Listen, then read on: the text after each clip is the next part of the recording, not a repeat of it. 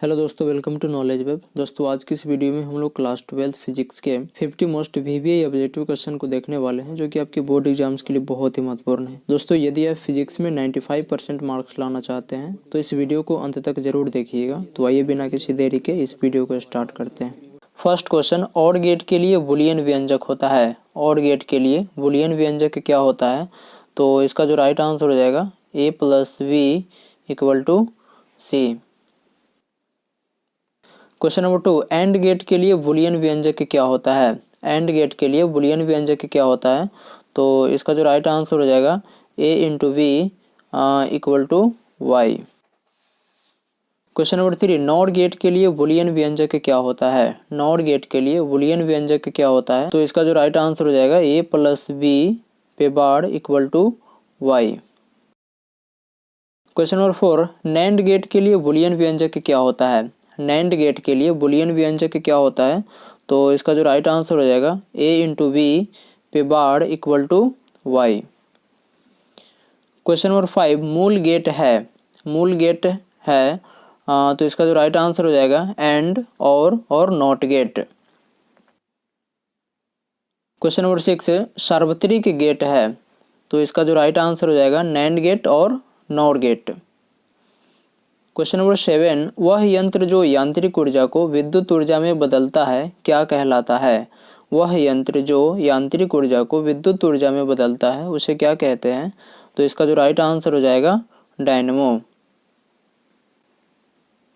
Question number 8, transformer एक युक्ति है जिसका उपयोग किया जाता है। ट्रांसफार्मर एक युक्ति है जिसका उपयोग किया जाता है। तो इसका जो राइट आंसर हो जाएगा AC वोल्टता को बढ़ाने या घटाने के लिए। क्वेश्चन नंबर 9, एक ऊंचाई ट्रांसफार्मर के प्राइमरी और सेकेंडरी में क्रमशः N1 और N2 लपेटे हैं तब। तो इसका जो राइट आंसर हो जाएगा N2 > N1। क्वेश्चन नंबर 10, प्रतिघात का मात्रक क्या होता है। प्रतिघात का SI मात्रक क्या होता है? तो इसका जो राइट आंसर हो जाएगा ओम। क्वेश्चन नंबर 11, धारतीय प्रतिघात का मात्रक क्या होता है। धारतीय प्रतिघात का मात्रक क्या होता है? तो इसका जो राइट आंसर हो जाएगा ओम। क्वेश्चन नंबर 12, प्रत्यावर्ती धारा के मूल माध्य वर्गमान और उसके शिखर मान का अनुपात कितना होता है? तो इसका जो राइट आंसर हो जाएगा 1/√2। क्वेश्चन नंबर 13, 220 वोल्ट प्रत्यावर्ती धारा परिपथ का शिखर मान होता है। तो इसका जो राइट आंसर हो जाएगा 220√2 वोल्ट। क्वेश्चन नंबर 14, प्रत्यावर्ती धारा का शिखर मान तथा वर्गमूल औसत वर्गमान का अनुपात होता है। तो इसका जो राइट आंसर हो जाएगा √2। क्वेश्चन नंबर 15, एक पूरे चक्र में प्रत्यावर्ती धारा का माध्यमान होता है। एक पूरे चक्र में प्रत्यावर्ती धारा का माध्यमान होता है। तो इसका जो राइट आंसर हो जाएगा 0।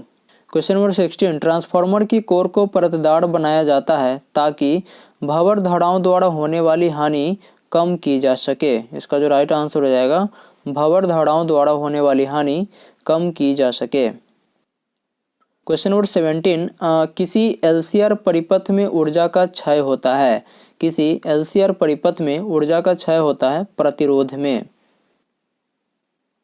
क्वेश्चन नंबर 18, डायनेमो का कार्य सिद्धांत आधारित है। डायनेमो का कार्य सिद्धांत आधारित है। तो इसका जो राइट आंसर हो जाएगा विद्युत चुंबकीय प्रेरण पर। क्वेश्चन नंबर 19, LR परिपथ की प्रतिबाधा होती है। LR परिपथ की प्रतिबाधा क्या होती है? तो इसका जो राइट आंसर हो जाएगा √R² + ω² × L²। Question number 20, LR परिपथ का शक्ति गुणांक क्या होता है। LR परिपथ का शक्ति गुणांक क्या होता है? तो इसका जो राइट आंसर हो जाएगा R/√R² + ω² × L²। क्वेश्चन नंबर 21, तप्त तार आमीटर मापता है प्रत्यावर्ती धारा का। तप्त तार आमीटर प्रत्यावर्ती धारा का क्या मापता है? तो इसका जो राइट आंसर हो जाएगा मूल औसत वर्ग धारा। क्वेश्चन नंबर 20, धनात्मक आवेश और ऋणात्मक आवेश के बारे में किसने बताया था। धनात्मक आवेश और ऋणात्मक आवेश के बारे में किसने बताया था? तो इसका जो राइट आंसर हो जाएगा बेंजामिन फ्रैंकलिन। क्वेश्चन नंबर 23, वह गुण जो दो आवेशों के अलग अलग प्रकृति को बताता है क्या कहलाता है? तो इसका जो राइट आंसर हो जाएगा ध्रुवता। क्वेश्चन नंबर 24, अंबर पर उत्पन्न आवेश को क्या कहा जाता है? अंबर पर उत्पन्न आवेश को क्या कहा जाता है? तो इसका जो राइट आंसर हो जाएगा रेजिनस। क्वेश्चन नंबर 25, ग्लास पर उत्पन्न आवेश को क्या कहा जाता है? तो इसका जो राइट आंसर हो जाएगा विट्रयस। क्वेश्चन नंबर 26, वस्तु से छोटा आभासी प्रतिबिंब निम्न में से किस दर्पण से प्राप्त होता है? तो इसका जो राइट आंसर हो जाएगा उत्तल दर्पण से। क्वेश्चन नंबर 27, वस्तु से बड़ा आभासी प्रतिबिंब किस दर्पण से प्राप्त होता है? तो इसका जो राइट आंसर हो जाएगा अवतल दर्पण से। क्वेश्चन नंबर 28, प्रकाश वर्ष मात्रक है। प्रकाश वर्ष मात्रक है, तो इसका जो राइट आंसर हो जाएगा दूरी का। क्वेश्चन नंबर 29, ऑप्टिकल फाइबर है। ऑप्टिकल फाइबर क्या है? तो इसका जो राइट आंसर हो जाएगा एक ट्रांसमिशन लाइन या एक वेवगाइड है।